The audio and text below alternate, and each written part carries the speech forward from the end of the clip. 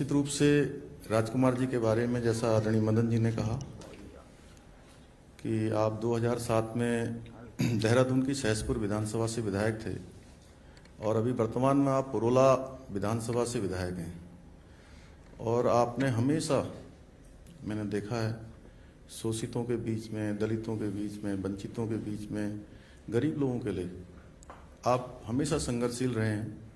विधानसभा हो या विधानसभा के बाहर हो, पूरे उत्तराखंड के अंदर लगातार आप काम करते रहे हैं और निश्चित रूप से आपके भाजपा में शामिल होने से आप देख रहे होंगे जिस प्रकार से पूरे देश के अंदर वातावरण हो रहा है। जैसा अनिल भाई ने बताया कि पिछले दिनों कैबिनेट मंत्री रहे प्रीतम सिंह पवार जी भी भारतीय जनता पार्टी में शामिल हुए हैं और आज राजकुमार जी हुए हैं।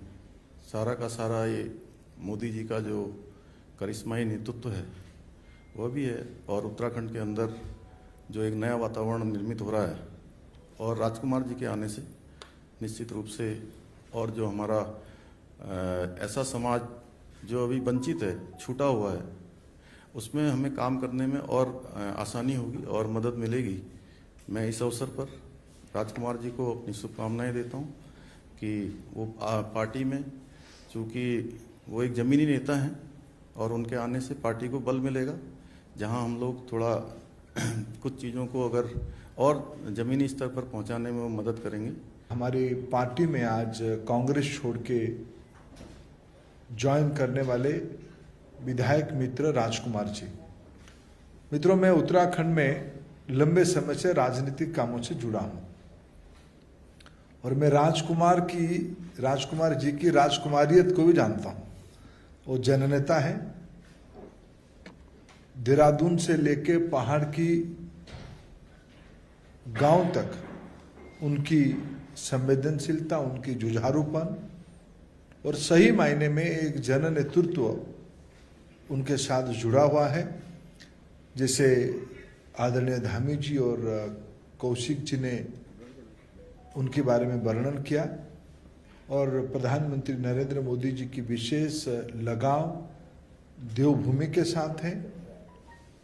आने वाले चुनाव में हम फिर डबल इंजन की सरकार दिल्ली और देहरादून दोनों जगह पे मोदी जी की नेतृत्व में और पुष्कर धामी जी की नेतृत्व में हम चुनाव वहां जीतेंगे। राजकुमार जी की आज की पार्टी में ज्वाइनिंग उस दिशा में एक बड़ी संकेत है। मैं पार्टी में राजकुमार जी को स्वागत करता हूं। आज जो मैं भारतीय जनता पार्टी में सम्मिलित होने जा रहा हूं, आज भारत के यशस्वी प्रधानमंत्री जिन्होंने भारत को एक विश्व स्तर पर खड़ा किया है, भारत को आज भारत से कोई आंख दिखाने की बात सोच भी नहीं सकता है, मित्रता की बात करने लग गए हैं। ऐसे यशस्वी प्रधानमंत्री जी से प्रभावित होकर मैं आज भारतीय जनता पार्टी में सम्मिलित हो रहा हूं। दूसरा काम जो भारतीय जनता पार्टी की सरकार ने जो उत्तराखंड में किया है, ऑल वेदर रोड से उत्तराखंड की जो तस्वीर है वो बदल के रखती है। आज चारों तरफ सड़कें इतनी ठीक हो गई हैं, चाहे देश से चाहे विदेश से, चार धाम यात्रा के लिए जब व्यक्ति वहां आता है वो आसानी से इन तीर्थ स्थलों पे पहुंच जाता है। तीसरा काम जो भारतीय जनता पार्टी की सरकार ने किया है, कोविड काल में जो गरीबों को साल भर राशन दिया है, वो एक बहुत पुण्य का काम हुआ। और जितने भी स्वास्थ्य के क्षेत्र में जितनी सुविधा सरकार की तरफ से, राज्य सरकार की तरफ से और केंद्र सरकार की तरफ से मिलनी चाहिए थे, उससे हटकर वो उत्तराखंड की जनता की सेवा की है।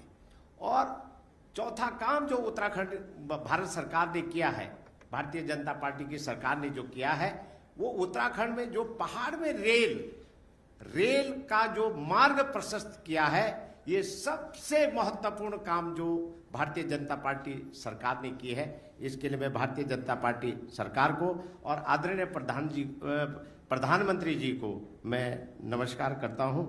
और स्वास्थ्य के क्षेत्र में आयुष्मान भारत कार्ड से उत्तराखंड के प्रत्येक नागरिकों को सुरक्षा कवच जो मिला है, उससे उत्तराखंड की जनता बहुत ही खुश है।